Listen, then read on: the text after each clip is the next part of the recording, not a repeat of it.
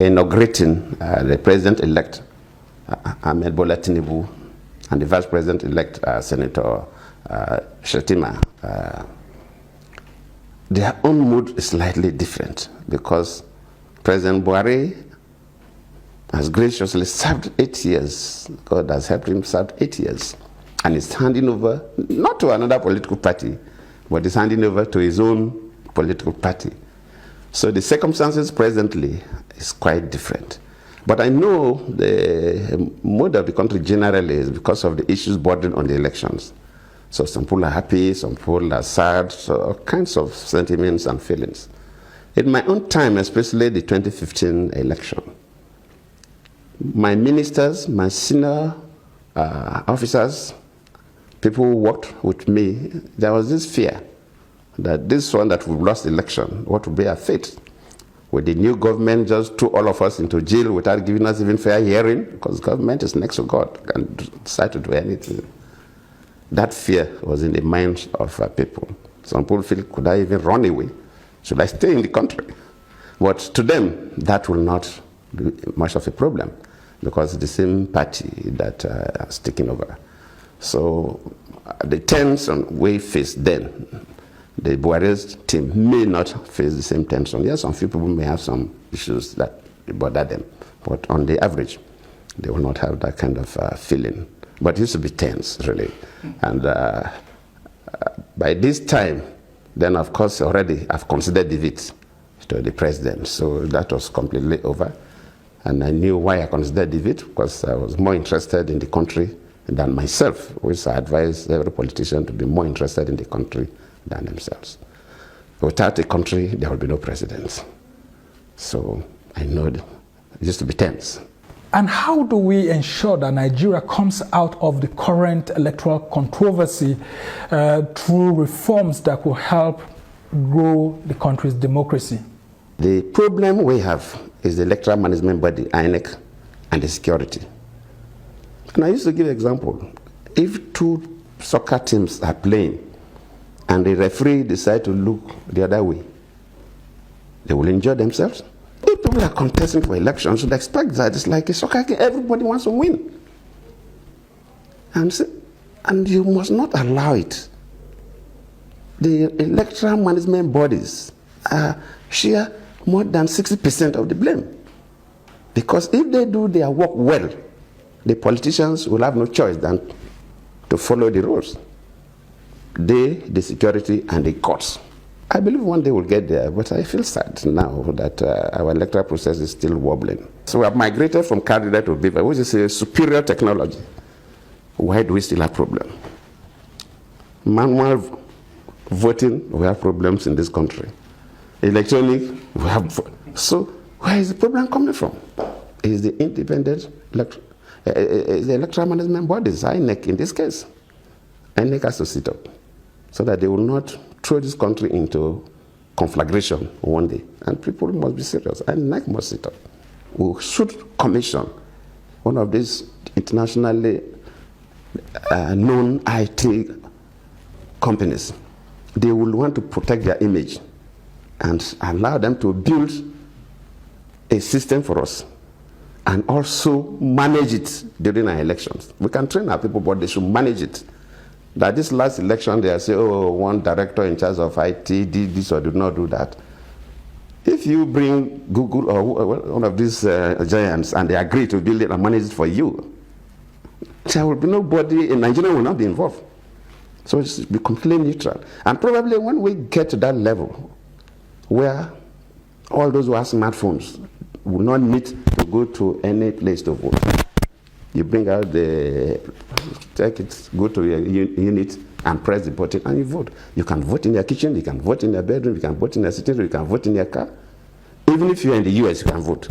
And the outcome of the 2023 presidential election is being challenged in very controversial circumstances, just like that of 2007 that brought you and late President Umaru Musa Yar'Adua to power.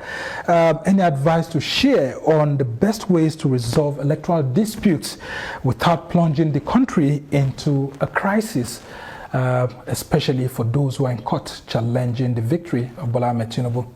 I say, when I took that decision was not too exposed to the global election processes, and especially in Africa.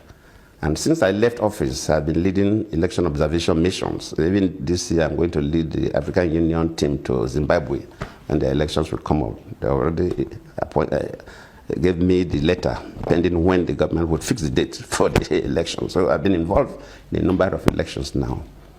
But one thing about Nigeria, which I believe we must correct, and which a decision I took when I was the vice president, that if I have the opportunity to be corrected, is this idea of conduct of elections. Probably that made me to appoint somebody I did not even know to be the electoral umpire. And a number of people say you did the wrong thing. Some people felt, well, you wanted to correct something. I feel worried that in Nigeria, our elections are still so controversial. We have not accepted our electoral results. We are the giant of Africa. If we have not gone to the moon, then at least we should be in position to lead Africa in terms of democracy. We should be able to conduct free and fair elections that other African countries say, look, why not do what Nigeria has done? Why not all of us behave like Nigerians in terms of conducting their elections? Our elections have been categorized as one of the worst in Africa. And even if you ask me as a Nigerian to vet, I will admit, because I've been going to other countries. I'm not saying things don't happen in other countries, but we really need to improve our standard of elections. A country like Tanzania, presidential elections don't even challenge in court. Though all of us who have been leading international observation missions who have recommended that that is not the best. Even for presidential elections, the matters will go through the court process. Let people who lost the election be convinced that they lost the election. Otherwise, one day the country can implode. If somebody just boxed into a corner, you cannot even complain. It's not the best. Allow that person the leeway to complain. So to me, our own is quite good. For presidential elections, you go through two stages, appeal court and Supreme Court. For governorship elections, unfortunately, go through three stages, but I believe that aspect of the Constitution or the electoral laws will be amended. Three stages too much. I remember during your period, one of those recommendations of the Uwais panel report was for the appointment of the INEC National Chairman by the National Judicial Council, of which your cabinet then said it wasn't going to accept that recommendation. What would you proffer as a solution? Should we continue to have the president appoint the INEC National Chairman, or should the National Judicial Council be in charge of appointing national chairman of INEC going forward? If you look globally, setting up the electoral management bodies are divided into three broad groups. One, the president appointing everybody just like in Nigeria. I also appointed. You appointed the chairman, you appointed all the national commissioners and the resident electoral commissioners by president, who is a politician, who has a political interest to protect. Some countries go to the extreme, where a completely neutral body appoint everybody.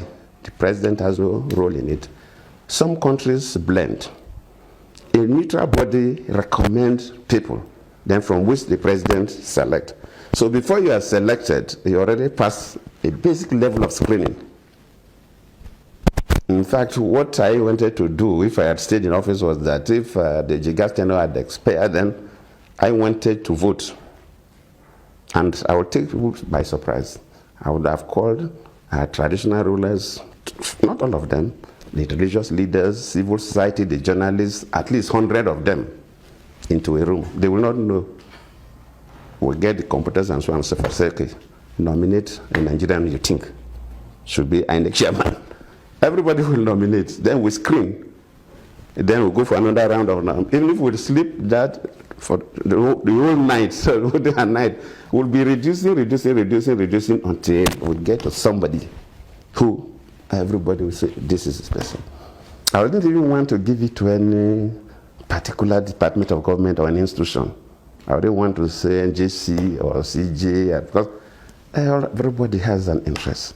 So the best thing is not to get a constant team that will be appointing. But any time that INEC chairman position expires and want to change them, then you just call people. So during that process of selecting these people, one may emerge as the national chairman of the INEC. Then from there you appoint the commissioners. From there you appoint the resident electoral commissioners. So you see that their selection is broad-based. And just before I let you go, Your Excellency, what's your wish for Nigerians as we go into this new democratic dispensation? And if there is any advice for President Bola Ahmed Tinubu and Vice President Kashim Shettima? One advice I will give, and I believe most of that will give them, is that the journey towards election passed through two major stages, the party primaries and the main general election. And all these stages, there used to be a lot of fireworks. To become the candidate, a lot of the fireworks, people will offend you. Finally, people will offend you, especially these days of social media. People write whatever they like. Sometimes it could be painful when you read such stories.